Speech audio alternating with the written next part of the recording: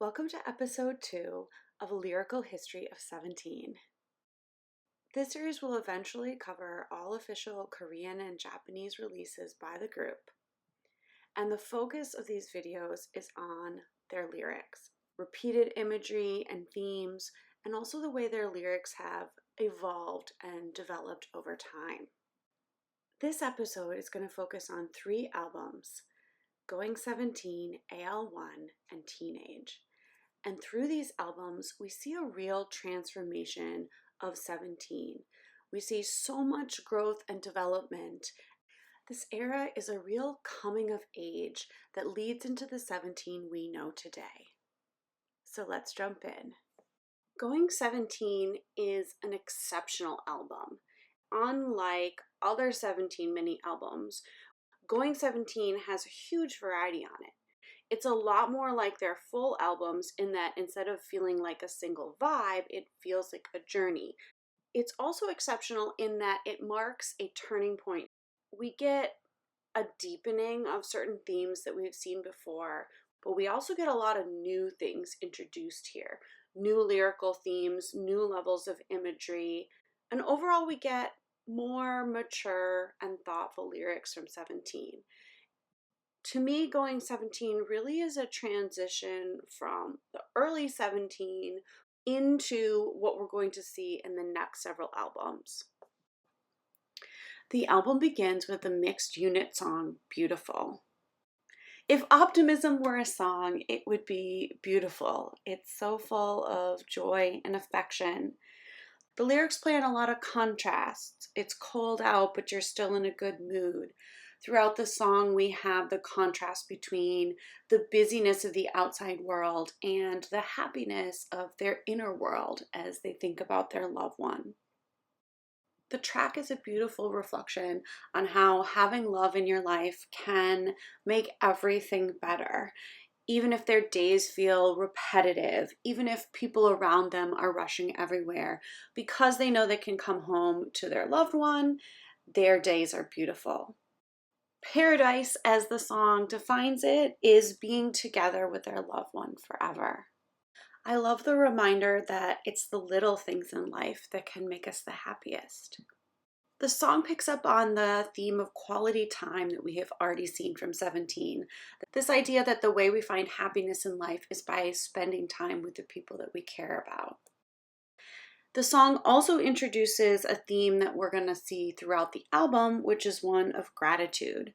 While it's not explicitly stated here, the whole song is filled with this joy and this appreciation for what they have. Rather than wishing for more, they're able to be grateful for how much their loved one brings to their life. Track 2 is our title track, Boom Boom. And a nice little detail is that the beginning of Boom Boom directly connects to the last lines of Beautiful. Boom Boom, both musically with its layered brass band sounds and also lyrically as this enthusiastic crush song, is really the successor of Aju Nice. It makes perfect sense as a title track given that all previous 17 title tracks have been this upbeat, fresh teen sound. I think it's too bad that I hear people saying that Boom Boom is one of 17's weaker title tracks, because I actually think the lyrics are quite clever. For instance, we have the title, which is repeated in the song. And Boom Boom has 2 meanings here. It is both the sound their heart makes as they get closer to their crush, and it can also be the sound of sort of an explosion, the effect that their crush has on them.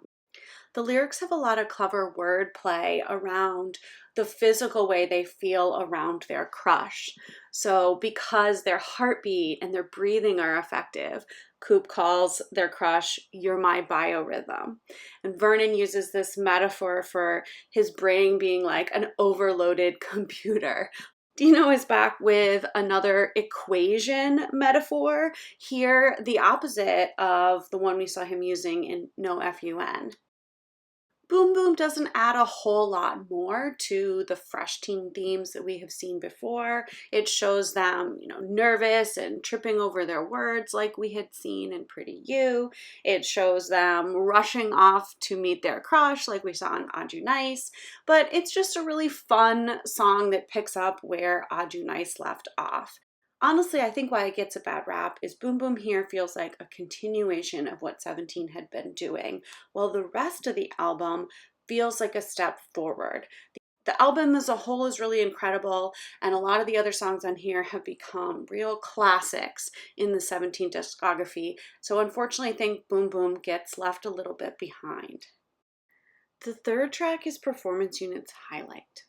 I mentioned in my first video that Performance Unit songs so far had been focused on their ambition, but specifically within the context of fan connection. Not only their excitement for the stage, but also their excitement for fans' reactions. And that's exactly what Highlight encapsulates.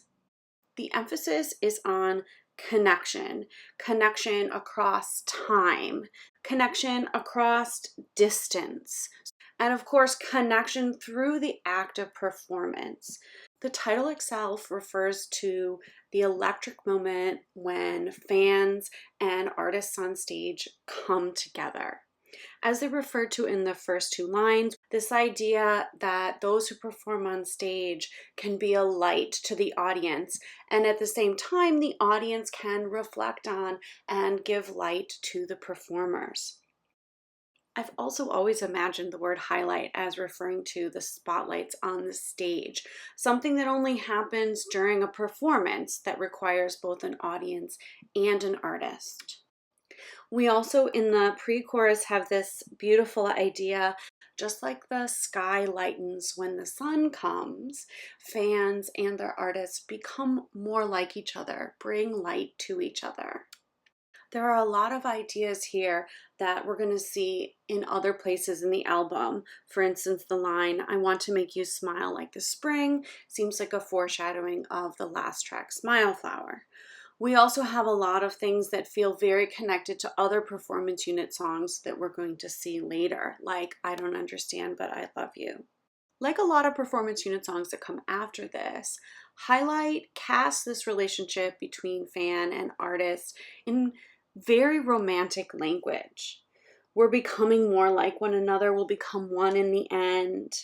These are very romantic phrases. Saying, "The reason for my existence is you," something which Dino actually quotes a lot, is like something out of a movie.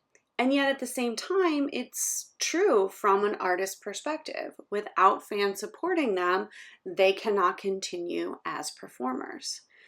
So we're right on this line between sort of romantic seduction and audience appreciation.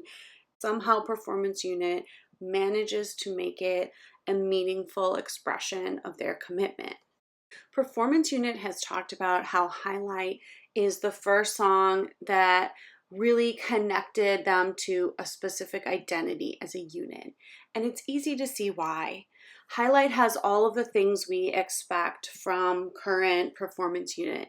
It has an incredible performance and choreography to go with it.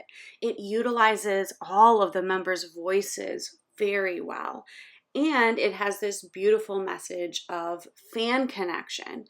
Highlight really marks a step forward in the evolution of Performance Unit, and it foreshadows a lot of what we're going to see from them in future albums. Hip Hop Unit's Lean on Me is such a comforting song. It's quite a far cry from their first song, Aw Yeah, but it fits well with this sort of boyfriend persona that they had in Fronting and Monday to Saturday. It has a lot of specific lyrical connections to other 17 songs. It connects really well with Beautiful, with Highlight, and of course at the end of the album with Smile Flower. It connects to other songs we'll see in the future, like Come to Me, or Ima, or BSS's 7 p.m. This is one of those 17 songs that feels like actual life advice. Like you could follow the suggestions in this. When times are tough, What you need is someone who is not going to try and fix everything for you, but is there to listen and support you. This song encapsulates the idea that togetherness, connection with someone you love, is the solution for the difficulties in your life. In a lot of ways, it's a continuation of those daily support themes that we saw in Beautiful. One of the things I love most about the song is that it's written as if it's a conversation. Other 17 young love songs are maybe more about their perspective and how they feel, but here this feels like a conversation we're having with our boyfriend after the long day. If you compare Lean On Me to 2023, 2024 hip hop unit tracks, there's quite a contrast musically and in its lyrics. And that's one of the things we love about our hip hop unit. Not only can they be confident and ambitious, but we also see that they can be quite romantic. As I mentioned before, one of the reasons why Going 17 feels more like a full album than a mini album is the diversity of the songs. If you're enjoying the album just for its sound, it moves really well between the brighter sounds at the beginning of the album into the more old school jazzy sounds and finally into soft melodies at the end. It flows really smoothly. If we're thinking lyrically, however, there's quite a contrast between Lean On Me and the next song, Fast Pace. And in fact, the next three songs, Fast Pace, Don't Listen in Secret, and I Don't Know, all deal with the end of a relationship, specifically a relationship that is ending because of a distance that has grown between the two people. But what's really interesting is these three songs all react to the end of this relationship in different ways. The first of the breakup songs, Fast Pace, takes the idea of walking together as a metaphor for a relationship. Or in this case, them walking further and further apart shows the distance that has grown between them. We get a sense that the relationship is sort of this push and pull, and also that they feel pretty helpless, like they are not the ones in control. Even if they try and close the distance to their loved one is still going to be moving away from them. There's a sense of blame here, although at the same time, they admit that they also are walking out of pace with their partner.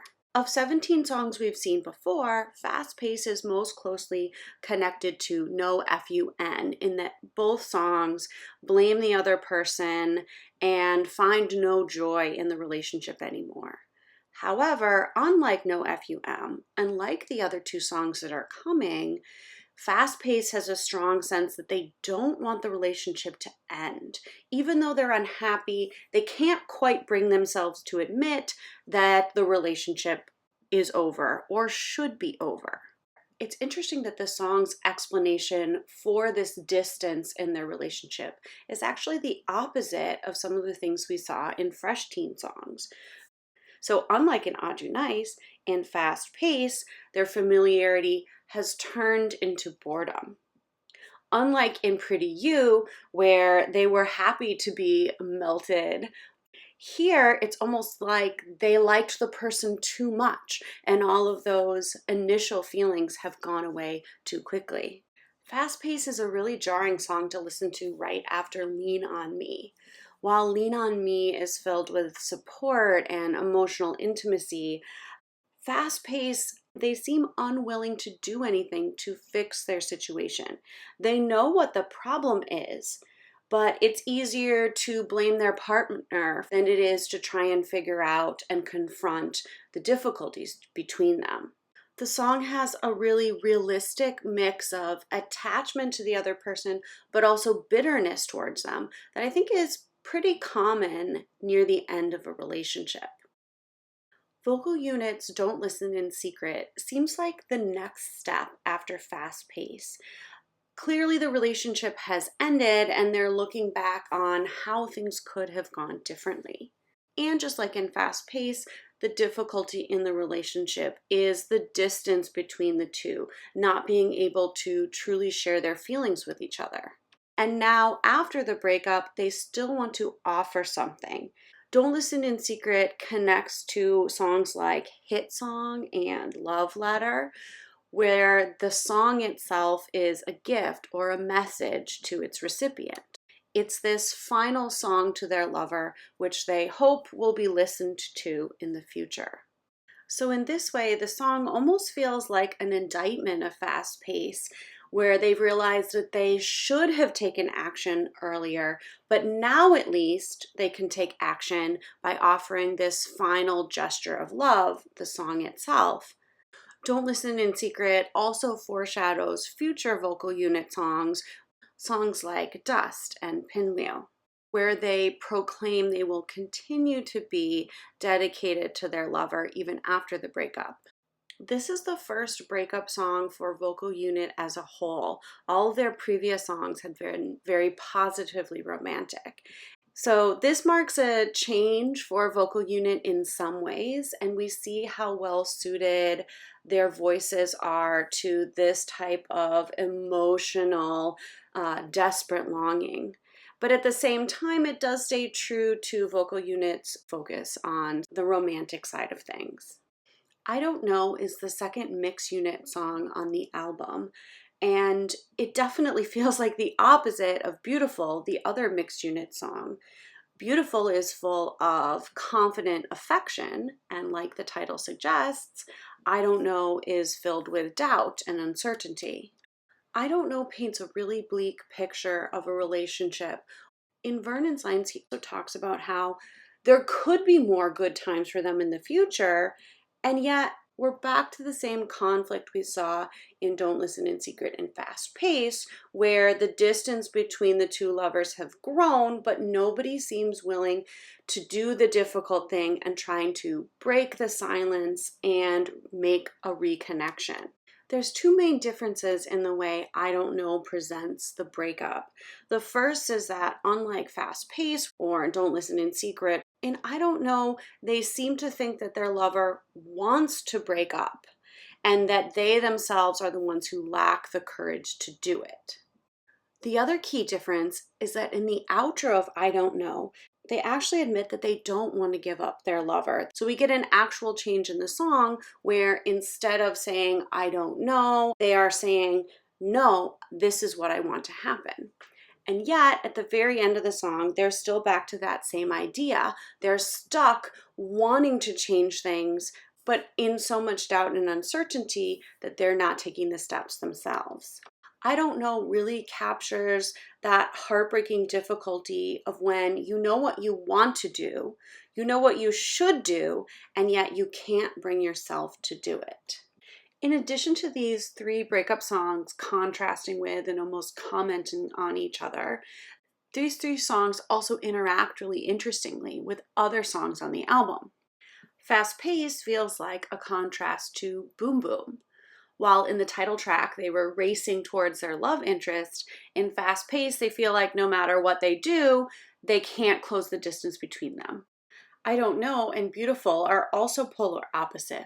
Beautiful created mostly daytime scenes with openness and joy and affection, wherein I Don't Know, we feel like we're in the silence and insecurity of the nighttime. Don't Listen in Secret and the other two unit songs all present variations on the theme of connection. Highlight presented the connection through performance. Lean on Me offered connection through emotional support. And Don't Listen in Secret comes back to the idea of the song itself as a gift, something that you can always return to.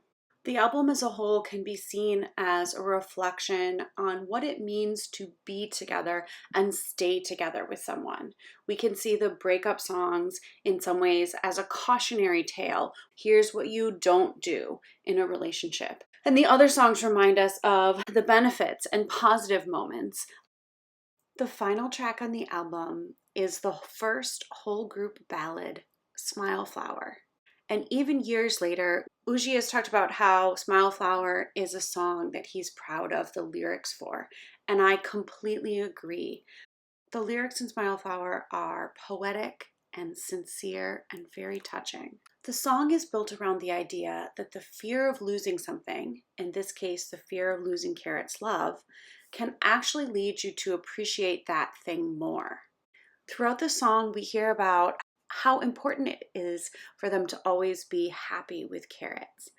And this tension between how they feel now and how they're worried they might feel in the future actually reminds me of the ancient Roman poet Horace. In many of his poems, he warns that even in the best of times, you should be prepared for a change of events. And that's what we seem to see in Smile Flower. Because they are so grateful for the love they receive from carrots, they then come to worry about it or feel like they are not returning enough affection of their own. This potentially could turn into self-sabotage. They mention that maybe they're not embracing carrots as much as they would like because of this fear of what could happen in the future. But instead, the song very gently turns their fear into gratitude and into a promise. I'm afraid that we might not always be together, but I promise to always return, just as the spring always returns. This idea that something that you get used to having, you might not value as much or take for granted, is a real valid fear. This often happens in relationships, and this is something 17 has mentioned in previous songs. It also leads us into the significance of the nature imagery in the song. Spring, the ocean, the sky. These are all things that are beautiful, but are easy to overlook or forget about. But they're also things that are reliable and that we can notice and appreciate again if we take the time. In the same way, 17's love for carrots is always there. Their promise to bring a spring to our smile means they will always come back and bring us joy. Uji is the solo lyricist on Smile Flower, and the song always feels like a little glimpse into his heart. And there we can see how much love and gratitude he has and how determined he is to try and pay that back to carrots in any way that he can. I hope Uji stays proud of this song for his whole life because it truly is a gorgeous, loving gift to anyone who hears it. Listening to Going 17 feels a little bit like we're moving through the emotional seasons from joy and excitement of spring and summer into the complications and sometimes the sadness and doubt of fall and winter. And finally, with Smile Flower, we have the promise of a new spring. In the first track, Beautiful, we have the lines, "There are many flowers that wilt, but the things here don't." And in Smile Flower, we have the promise that they will be the spring to our smile. At both the opening and the end of the album, we have this promise that happiness will always return. I think it's significant that the album chooses not to end with the most exciting songs, but instead with something deeper. After having explored their doubts and fears and disappointment, when we get that promise again at the end, it feels more real.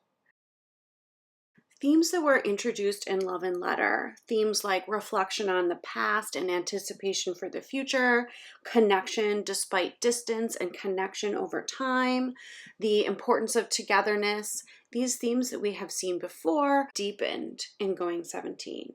But while it returns to a lot of the themes of Love and Letter, the album feels more mature in the way it explores and expresses itself about human relationships. I think it's really fitting for the themes of Going 17 that there are no ambition teen songs in here. Whereas previous albums, some of their more raw or honest moments were focused on themselves and their experiences.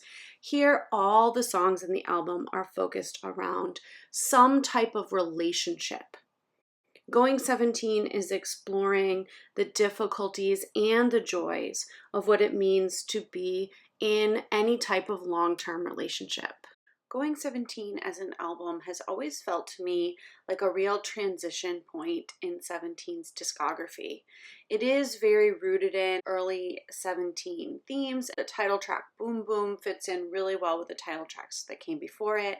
Yet, as we discussed, we also see a deepening and a growing complexity in the topic in the songs. And Alone, as an album, sort of sees the fruition of that.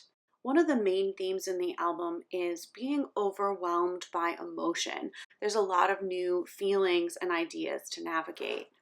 Alone really feels like a coming of age for the group.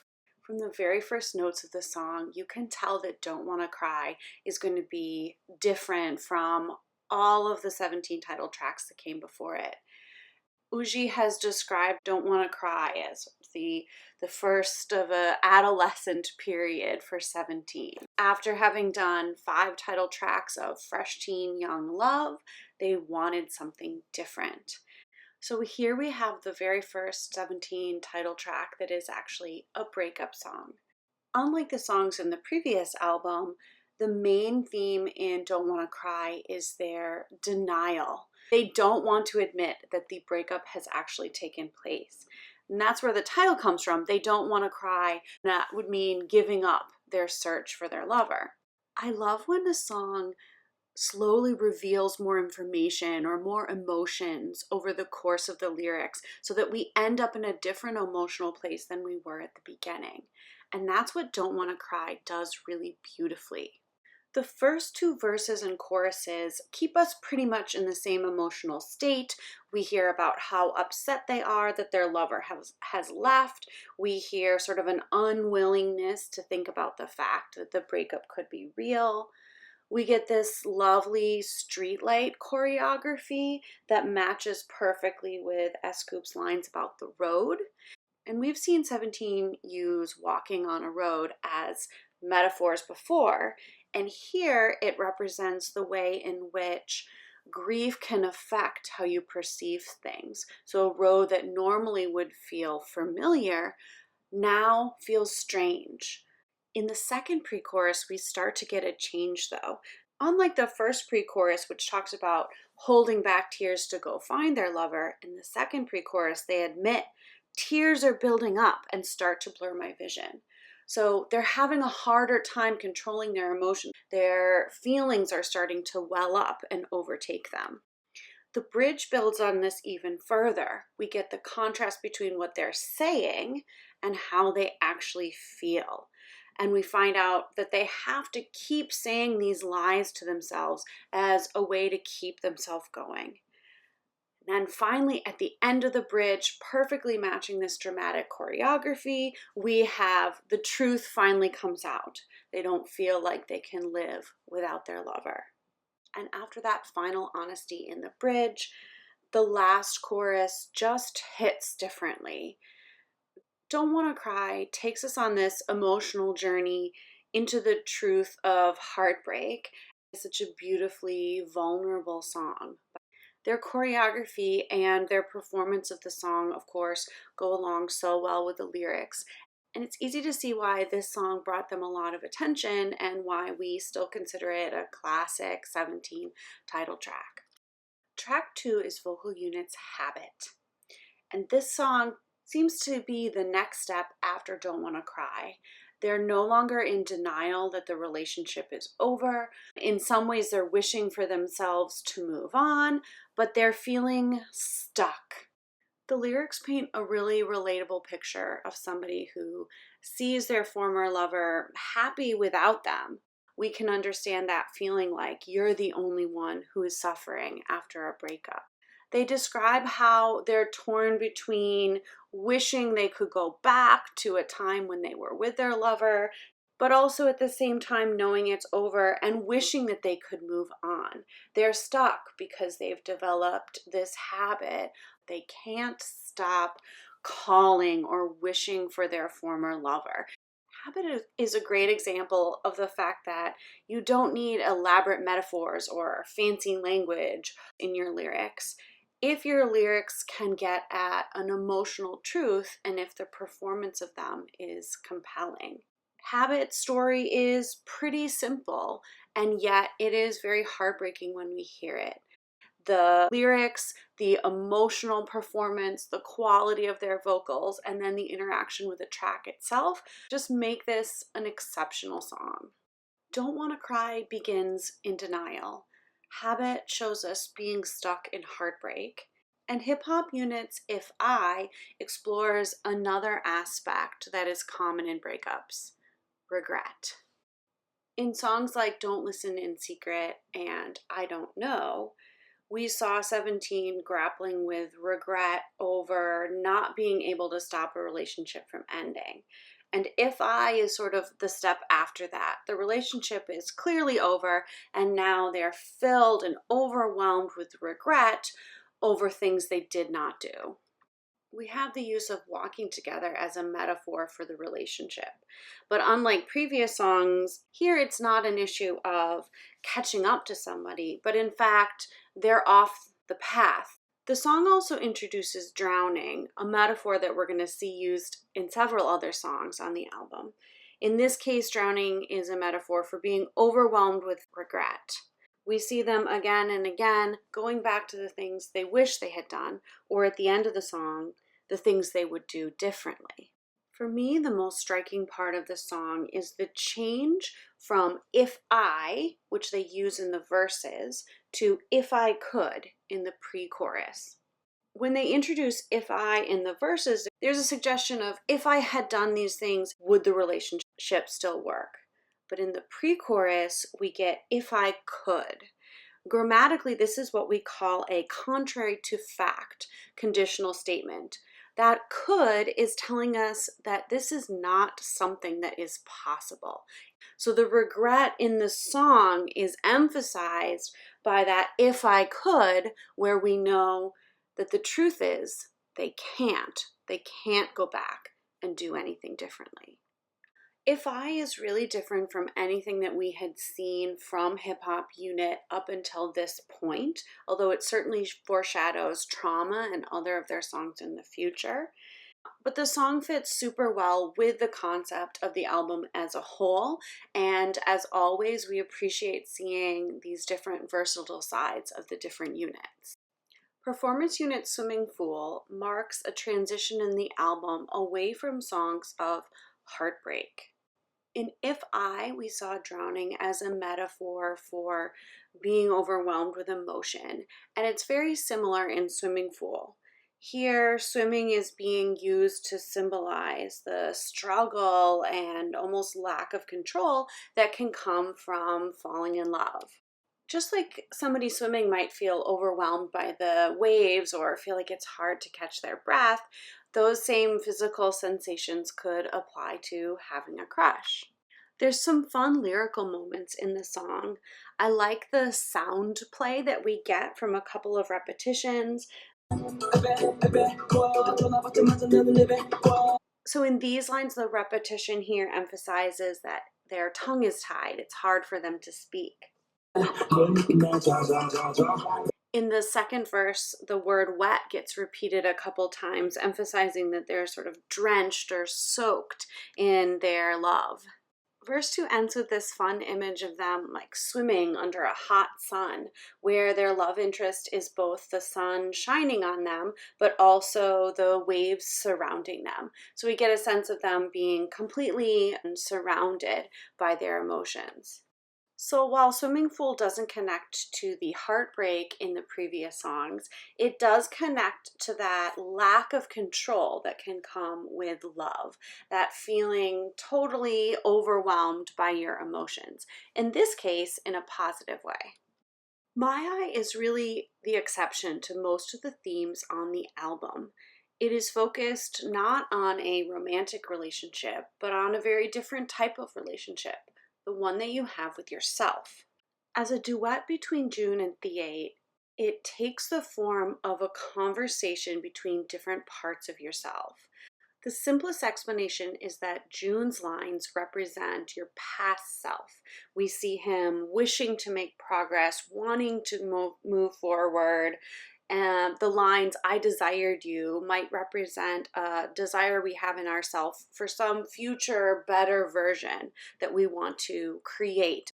I think the exchanges between June and Theate are really significant in that June seems to be asking questions, bringing up problems that he faces, but the answers that are given direct the past self back to himself.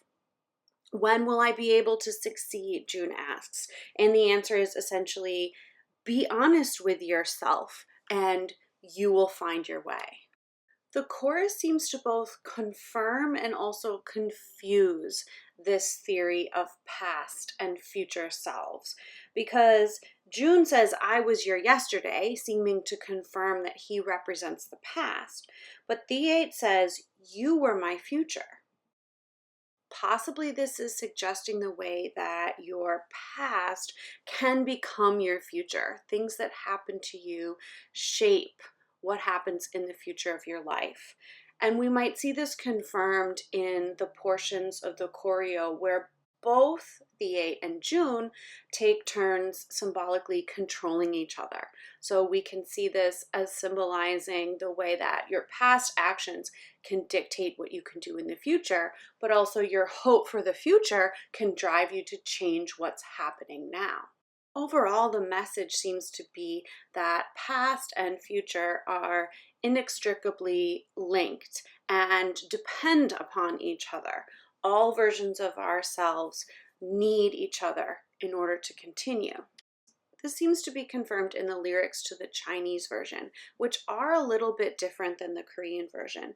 It's a little bit darker in some places, but also in the chorus, we get this beautiful line, we will meet, don't yearn for me. Maybe a reassurance to your past self that you're going to get where you want to be, or this idea that different versions of yourselves will always be together. In fact, the chorus ends with this line, please don't leave me. So further confirmation that both sides need to be together. And this is how the choreo ends as well. After we see them walk away from each other and even taking off the string that has been attaching them, we see that after dancing alone for a moment, they once again choose to reestablish the bond. There's a lot of depth to the lyrics, and it invites us to think about the ways in which different versions of ourselves are still part of who we are. The lyrics repeatedly remind us to accept all versions of us, even the one that we feel like we can't reach in the future, or even one from the past that we might be less comfortable with. All versions of ourselves are part of who we are. The final song of the main album is Crazy in Love. And here we're back to the theme of being overwhelmed by emotions.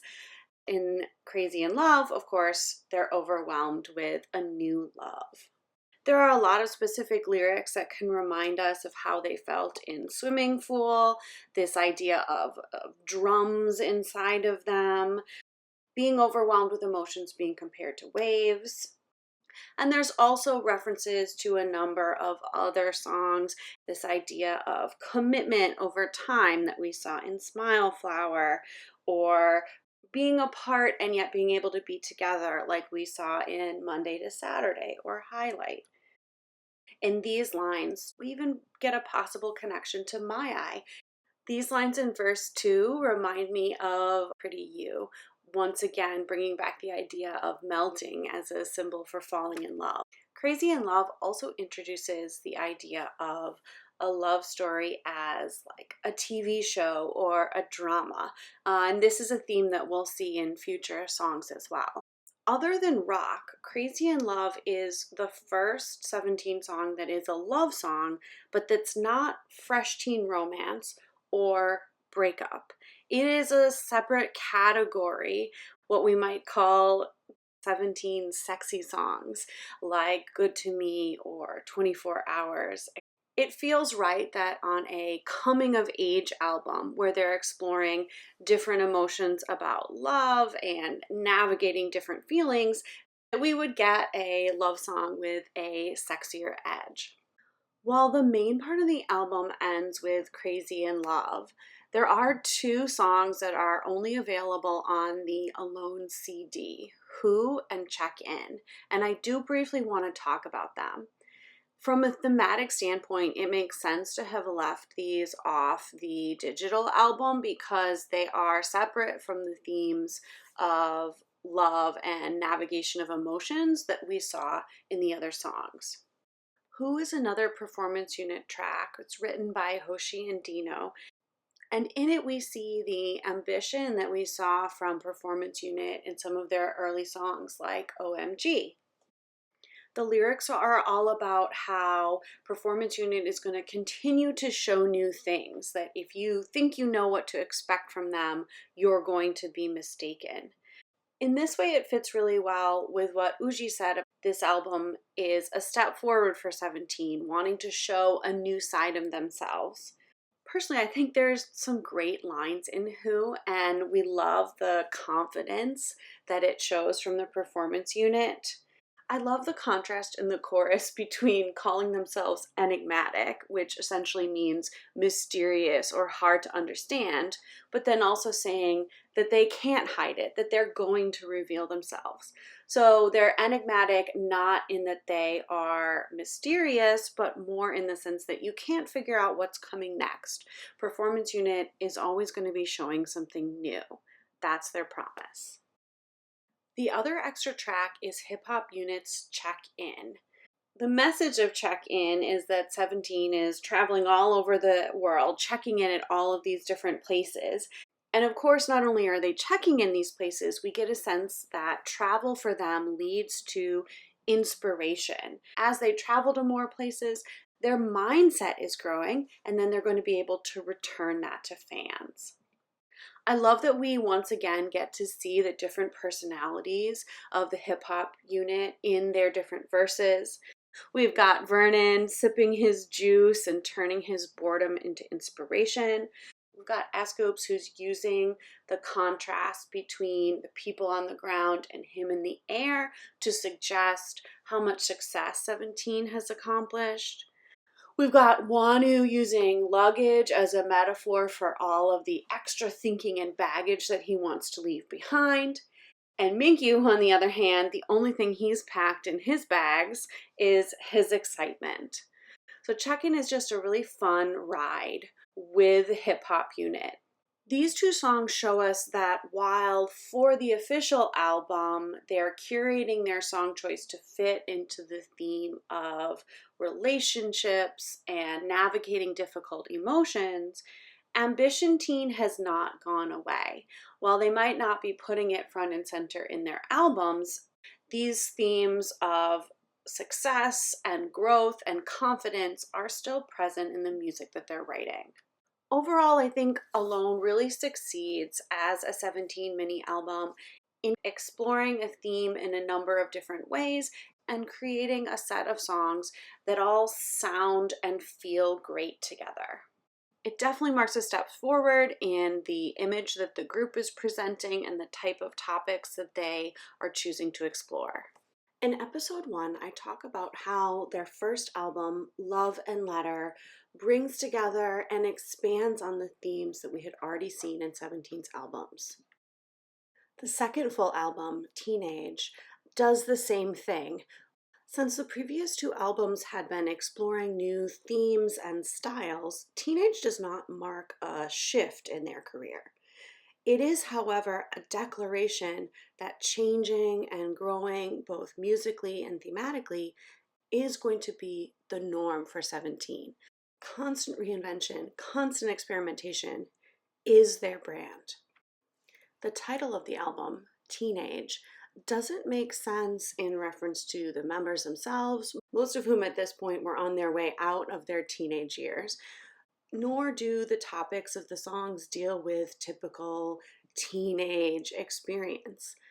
So the title seems to refer to their music itself. Their discography is in its adolescence. It is growing and changing, stretching out into a wider world and coming into a more mature sound. Unlike other 17 albums, Teenage begins and ends with an intro and outro songs. And the intro song actually includes a few lyrics. And the idea of a new world is definitely a concept that's going to come back in future songs and albums. Here, the intro seems to be reflecting on where they came from and confirming that this album is the next step forward. The very first track of the album gives us something new. Change Up is the first song with leader line as an official unit. S Scoops, Hoshi, and Uji immediately let us know that Ambition Teen is back and that change is the major theme of the album. This is, of course, just plainly stated in the chorus. The refrain picks up on the idea from the intro that they're headed into new territory, and it also emphasizes the fact that they are the leaders, they're the ones in charge. We see this in the first verse as well, where 17's career is compared to a car, and leader lines are the ones with their foot on the gas. As we saw in episode 1, confidence and determination to succeed have been themes in 17's music since day one. And so after a couple of albums without any mention of that, it's refreshing to finally hear such open ambitions. I love the lines in the first verse, so that the light shining on 17 doesn't go out. Every day the light's on in our studio. Their success is coming through their continued daily hard work. So where does this resurgence of ambition come from? Picking up on the light imagery, we have the line, "The flare we shot up when we were small." They owe it to all the hard work and effort they put in pre-debut and early in their career to continue succeeding. But even more clearly, we have this line.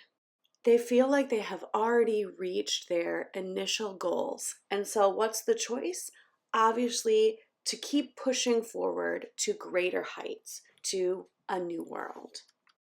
But moving forward and growing doesn't mean that everything changes. In verse 2, S-Group says, "Our mood doesn't change." This is not a contradiction to the song's title, but our first introduction to that thing that 17 does so well, managing to experiment and explore, try new things while still remaining themselves. Change Up is an important step forward in the themes of change and ambition that are so significant in 17's discography. Shining Diamond tells us that 17 is going to last forever like a diamond. And Change Up tells us that the way that they're going to achieve this is through constant reinvention. After a totally new unit and type of song, the next track returns back to the theme of heartbreak that the previous two albums explored. Without You is a continuation or somewhat of a response to Don't Wanna Cry. In fact, Without You is basically the opposite of Don't Wanna Cry. We get direct lyrical opposites. In Don't Wanna Cry, I know that you're there, and in Without You, now I know that you're not there. In Don't Wanna Cry, I'm okay. In Without You, to say that I'm okay, I don't even want to say it. In addition to that, Don't Wanna Cry is all about not wanting their vision blurred. They want to be able to find their lover, and in Without You, they're not worried about seeing what's around them. And that's a reference to the Korean title, which means like wearing your hat down low. They're so absorbed in their own pain and heartbreak. They're pulled into themselves physically with their hat low. And as the chorus tells us, they end up bumping into things because they can't see, but they don't even care about that. Instead of being in denial about their lover being gone, they are fully aware of it, and it is just as painful. The song focuses on how difficult it is to live with that hurt. And instead of moving towards acceptance, like we see at the end of Don't Wanna Cry, throughout the song we see them thinking about change, which seems like an attempt to move on. But right at the end, we get Only Until the Day You Come Back. Unlike Don't Wanna Cry, where there is movement from denial to acceptance, in Without You, we get them stuck in the same cycle of hurt. The choreography of Without You also intentionally parallels or is an intentional opposite of the choreo in Don't Wanna Cry. Their hands in Without You begin in the same place that they ended with Don't Wanna Cry. We see the reverse of Don't Wanna Cry's streetlight effect. And the choreography of Without You ends with their hands behind their back, which is where they begin for clap. So the song serves as an elegant transition between Don't Wanna Cry and a very different title track, Clap. 17 has talked about how they disagreed over whether Without You or Clap should be the title track of Teenage. I've always been fascinated by this, and I wonder if Without You had been the title track. After 4 songs of joyful young love, 2 title tracks of heartbreak, would they have been pigeonholed as artists who only sang about young love? But instead, they made a very different choice. Clap is 17's first title track to not deal with love or romance. And it is their first, but not their last, track to take on the theme of encouragement and perseverance through the difficulties of life. Later songs like Left and Right, Home Run, and especially BSS's Fighting pick up this theme. So Clap marks a really big shift for 17. Musically, the song includes a lot of rock influence, which we have seen and will continue to see in 17 songs. Lyrically, however, it can be pretty bleak. The verses in particular have more in common with a song like FML than they do with any of 17's previous title tracks. Clap really marks an intentional shift in the tone of 17's title tracks. The first verse describes some of the small indignities that we all have to go through in life. A stain on your white shirt, raining when you have to find your way home. These are things that are not your fault. They're not really anyone's fault, and yet we all have to endure them. And the first verse details how often these things can all pile up together. The second verse, if anything, is even bleaker. It finds them feeling crushed under the pressure of other people's expectations, unable to act for themselves. The only possible solution, which the song itself does not expect to work, is some type of magic spell to release them. So the verses capture these stresses that can build up and make our life seem intolerable. But with characteristic 17 optimism, they do not leave us simmering in those stresses for too long. Instead, the chorus comes in.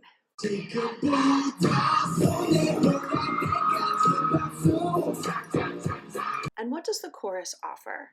Not necessarily a solution, but instead strategies for survival. The pre-chorus ends with what is one of 17's most common themes, a call for connection. People who are feeling overwhelmed should join together. And the lyric "gather here" reminds me of how 17 had called people to join them in Shining Diamond and Chalk. And here, in order to combat our stress, we should all join together and clap. So what does this clapping signify? Throughout the choreography, the members are beckoning to each other and to the audience to join them. It's clear through the lyrics and the choreography that we're being invited to use music and movement as a way to combat stress. We may not be able to change our life circumstances. We may not be able to avoid stress, but what we can do is join together and have some fun while we're here. Acknowledging the difficulties of life, but deciding to get through life together and with dance and music. I can't think of a more 17 message than that. Clap takes the themes of encouragement and perseverance that we had seen in previous B-side songs and makes them officially part of 17's public persona. Without You is a beautiful song with thoughtful connections to Don't Wanna Cry, but it's really hard to imagine the 17 that we know today being who they are without Clap as one of their title tracks. The message of the song really becomes part of their personality. It also becomes instant proof of what they said in Change Up, that they're not going to be a band that just focuses on young love, that they are going to be a band that is constantly evolving and growing. Teenage introduces us to a number of fun mixed units, different ones than we had seen before in Going 17. And of course, one of the enduring fan favorite mixed units from this album is Ho-Woo.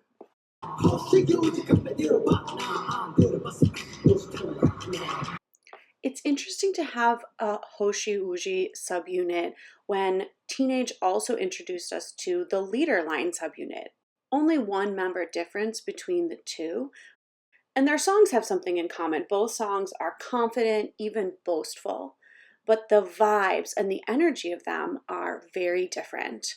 While Change Up is light and playful, Bring It is aggressive.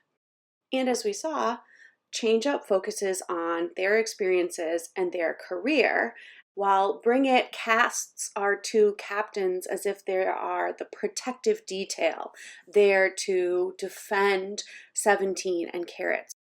From the very first lyrics, the song sets up a military metaphor.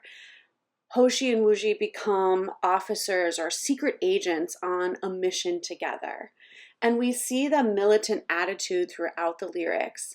In fact, the Korean title of the song matches the challenge they issue in the chorus.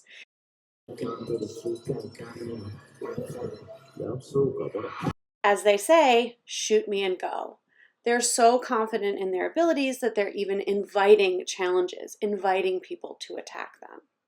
One of my favorite moments in the song is another military reference, where in the first verse, Hoshi is calling Uji into the song as if he's calling for backup. And of course, in the chorus with the lyrics and the choreo, it's as if the two members are marching into battle together. In addition to the military imagery, the pre-chorus of the song imagines Hoshi and Uji as two animals stalking their prey. Comparing yourself to a predator is a quick way to imply your natural superiority to your opponents. And of course, we have to talk about my favorite wordplay in the song. In the bridge, we get these lines.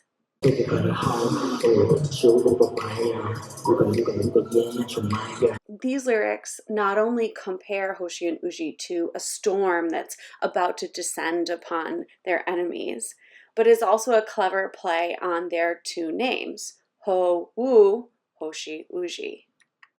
Bring It is a great example of how each mixed unit of 17 ends up having its own flavor, its own style. While Hoshi and Uji as a unit have some things in common with the ambition of the hip-hop team or the confidence that we saw from Leader Line, they have their own flavor. They are the predators, the protectors of 17. And of course, some of the magic of Bring It is the energy that Hoshi and Uji have as a pair. The song showcases Hoshi's explosive energy, as well as Uji's subtle, quiet confidence. The differences between these two friends, as well as their closeness to each other, is what makes them such a potent combination. In addition to the mixed unit songs on Teenage, we also have 3 regular unit songs, and they are particularly iconic ones. Lilili Yabbay, Trauma, and Pinwheel are the first time we get unit music videos. They are the only 3 unit tracks discussed in the 17 lyrics inside book, and they are tracks that each unit continues to come back to over the years. I think largely because these tracks really capture the mood and strength of each of the units. And these 3 tracks together were conceived of as a type of prequel. These 3 songs are described as before AL1. So while we will see that they fit within the themes of Teenage, they also connect back to the heartbreak and regret that we see in AL1. And these 3 songs share a strong theme within themselves. They are explorations of different ways that you can be haunted by the past and have that affect your future.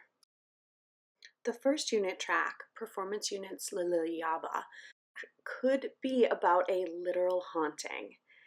In fact, it's the only 17 song, with the possible exception of My Eye, that I can think of dealing with anything supernatural. The lyrics describe them searching for and yearning for their lost lover. And while we have many other 17 songs on that theme, it's very quickly clear in Lilili Yabbay that this is a different situation.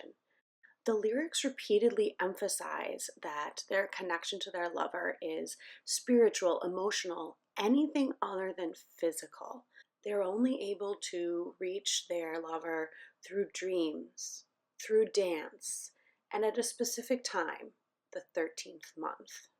The 13th month is actually the Korean title of the song, and of course, there is no such time, implying that there is no actual way to reach this lover. This leads to a few possible interpretations.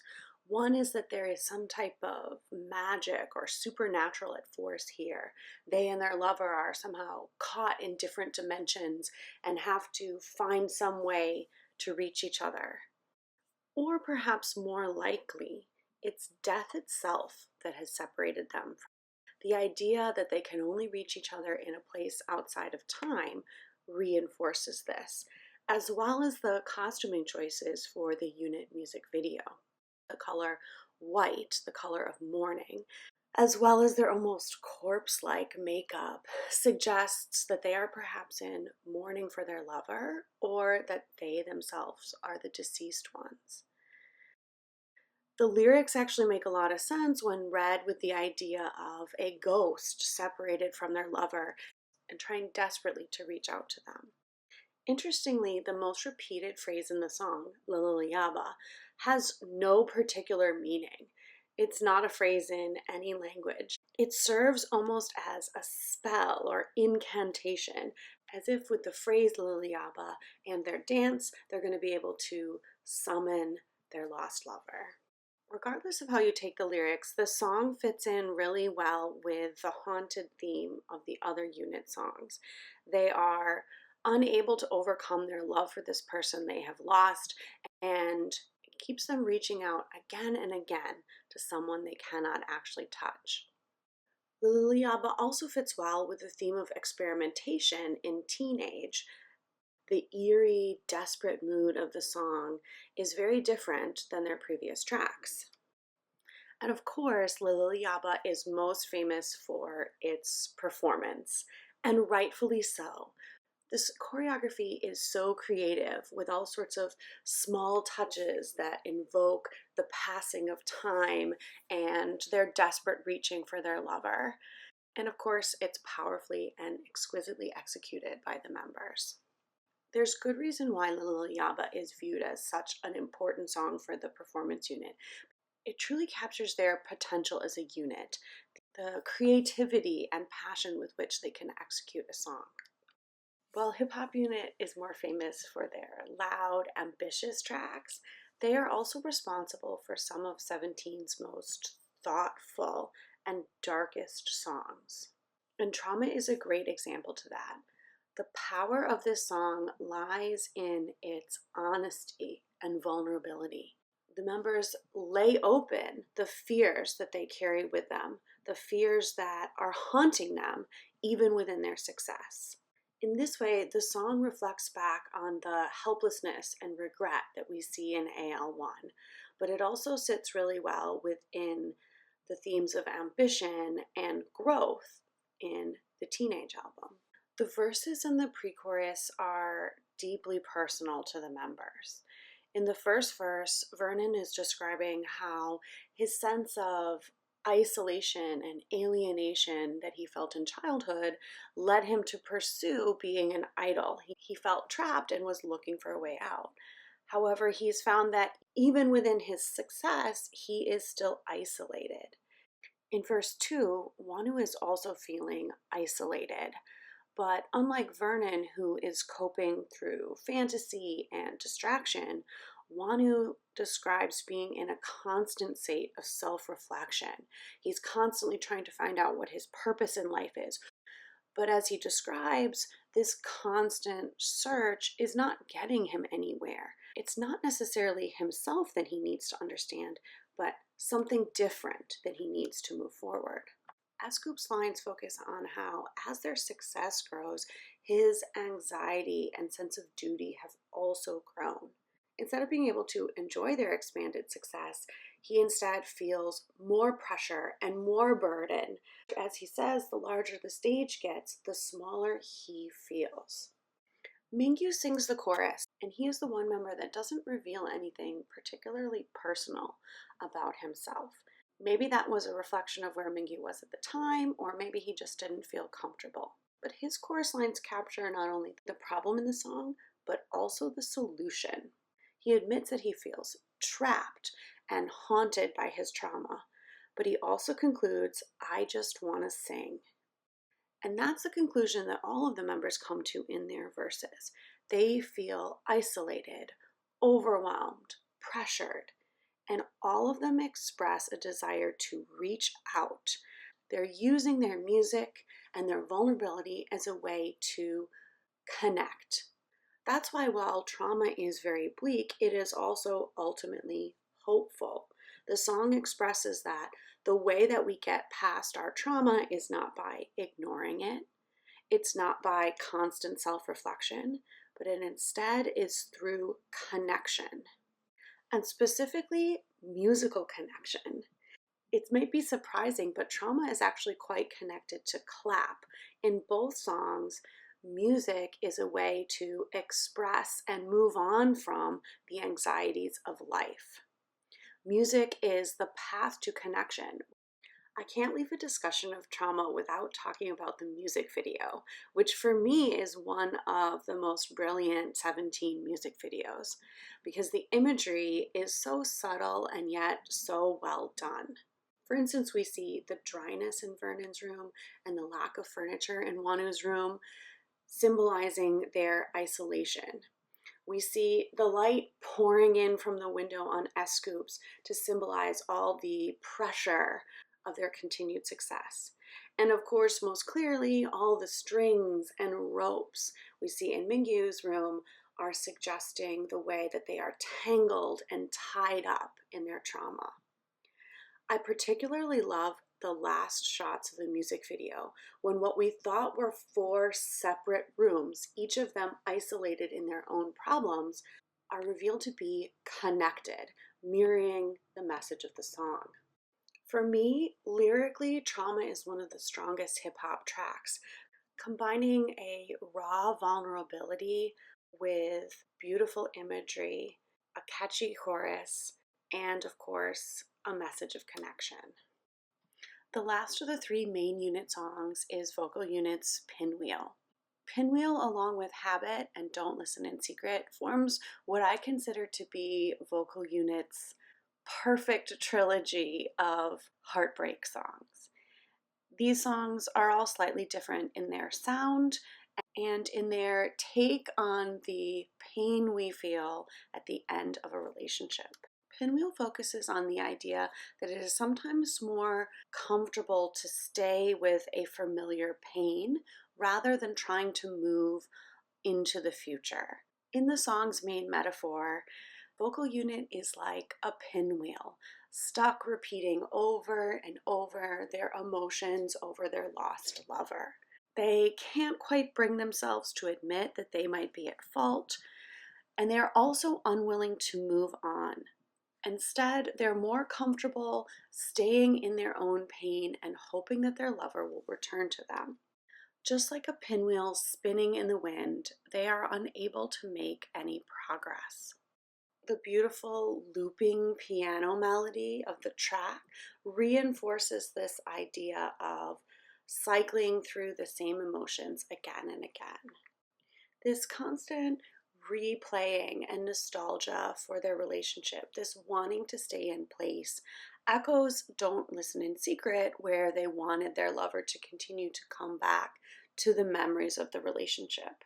And they also feel very stuck, just like they felt in Habit, unwilling to fully move on. However, in Pinwheel, we have a more gentle attitude, more of a willingness to sit with their own feelings.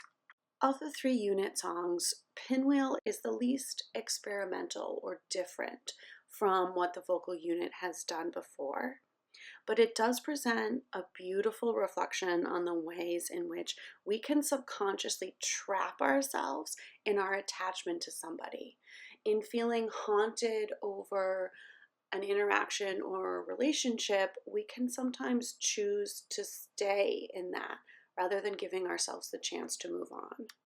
After the three main unit songs, the album returns to a number of mixed unit songs. The first of these is Flower, the song which I consider to be the first proper dark teen song. Prior to this, 17 had had other dark, moody sounding songs, and they'd also had songs exploring dysfunctional relationships. In fact, that was a significant theme in the Going 17 album. But Flower is the first song to combine those elements. And in addition, the relationship described in the song is not only dysfunctional, toxic, but it is one that they desire. In the previous songs exploring complicated relationships, there seemed to be an awareness that things were falling apart. There was a desire to go back to the way things had been when they were happy. But in Flower, we have the acceptance of pain within love, the sweet combined with the sour. The guiding imagery here, of course, is that of a blossoming flower to which their lover and their love itself are compared. But unlike a bright, innocent image of a flower, here we get description of all the pain that could come with a flower. But the lyrics emphasize how willing they are to accept the pain that they seem to think of as a natural part of their love. The darkest aspect of the song is the way they embrace their hurt. The lyrics seem to suggest that it's worth sacrificing yourself, worth enduring pain again and again just to get affection. This is very different than their previous song with Flower in the title. In Smile Flower, we saw them being honest and vulnerable. They admit that change is inevitable, but they hope that love and loyalty will bring them joy, even if it's just the memory of joy.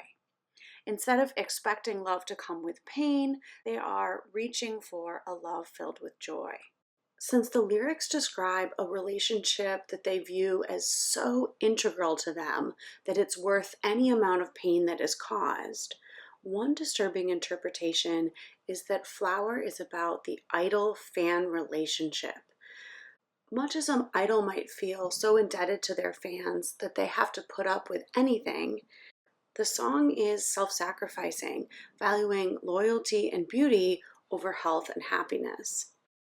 Regardless of the interpretation, Flower takes the themes of dysfunctional love that 17 had explored before and twists them and takes them to the darkest romantic place so far. From imagery of dark roots underground, the next song is a direct contrast, blasting us joyfully into space. Rocket is such a fun track. Between the music and the performance, it's just such a joy. But it's also surprisingly meaningful. The first verse sets up a problem, the way that we can feel constrained and overwhelmed when we are not ourselves. As they describe through the metaphor of blasting into space and exploring the galaxy, the possibilities for your life are endless when you truly accept yourself. In episode 1, I talked about how in early 17 songs, they explored their worries and the pressures that they were under, and they consistently looked for connection as a way to combat the difficulties of their lives. And Rocket offers that solution as well. They are on this journey through space together. They can enjoy themselves because they're together. As the final lines say, there's no landing pad, but I just need your hand. Rocket brings us back to the theme of connection that we have been seeing in 17's music all along. And it specifically brings us back to connection and joy through music and dance that we saw earlier in the album with Clap and Trauma. But Rocket also adds an important layer. The song emphasizes knowing and accepting yourself. You can't be fully confident, you can't be fully enjoying things unless you're honest about who you are. And this self-acceptance as a way to combat other people's expectations is a theme that's going to come back in songs like Our Dawn is Hotter Than Our Day, Left and Right, and even in songs like BSS's CBZ. It might be easy to dismiss Rocket as just a fun, silly song, but its lyrics are full of a potent challenge to insecurity and an invitation to find joy in our lives through acceptance and connection. The final unit song on Teenage is Hello. Compared to the songs it follows, it is a little simplistic, but it's filled with the innocent joy of a young crush. The lyrics do a great job of capturing both eagerness and also nervousness as they try to figure out whether the object of their affection returns their feelings. The title of the song is both a literal greeting and also a metaphor for the beginning of their time together. They feel like everything has started fresh since they said hello. Hello is a definite callback to other early fresh teen love songs, sweet, charming, and a little bit innocent. I can't find a reference, but I believe that this is one of the songs they wrote pre-debut, which makes sense with how it sounds and fits in with their early themes. The fact that they would include this song here on an album dedicated to showing their growth and change reinforces what we heard in Change Up. This idea that through their constant evolution, they're also going to stay true to what they originally were. The final full track of the album is fan favorite Campfire. Through the imagery of sitting around a campfire with people you care about, the song evokes feelings of peace, reflection, and togetherness. Campfire was one of those songs that just feels quintessentially 17. And so it's no surprise that there are a number of other songs that it's connected to. For instance, just like Drift Away, Campfire explores the passage of time. But unlike Drift Away, Campfire feels pressured by how quickly time flies by, but it offers up our memories with the people we care about as the antidote to that. Our memories are like sparks rising from a campfire. They continue to light our life even after the time has passed. Because time feels so short, Campfire's lyrics are concerned about expressing their gratitude, which of course reminds us of Smile Flower and foreshadows the coming of thanks. And as we might expect from 17, the song's ultimate answer to the passage of time and to the challenges of life is being together and memories of being together. The words to the final chorus are different, and they're really the emotional heart of the song. The line, "Let's all sing together," reminds us of other times in the album when music has been used as a way to comfort and connect. And this theme will come back in future songs like Circles. By the end of the song, the lyrics suggest that 17 and Carrots become their own campfire. Through our memories and support, we become each other's light. It makes perfect sense that Campfire is a favorite for 17 to sing at concerts, especially as part of a concert encore, because that moment, being in a room with their fans, being able to sing and laugh together, is as close as we can get to sitting around a campfire with 17. Campfire joins a long list of 17 album closing songs like Love Letter, Smile Flower, April Shower, Together, all of which reemphasize that theme of comfort through connection. Teenage is an album that manages to balance change and innovation with sticking with what 17 has already established, staying true to themselves. We get the continuing themes of ambition and connection, and we also get a chance to explore a variety of new ideas as well. The strength of the unit songs, as well as the wide variety that we get from the mixed units, makes this album so satisfying. The final track of the album is an outro to match the intro. There are no lyrics, and while the music is enjoyable, the most interesting thing about it is the title, Incompletion, suggesting that even after all the exploration they have done within this album itself, that exploration will only continue in the future.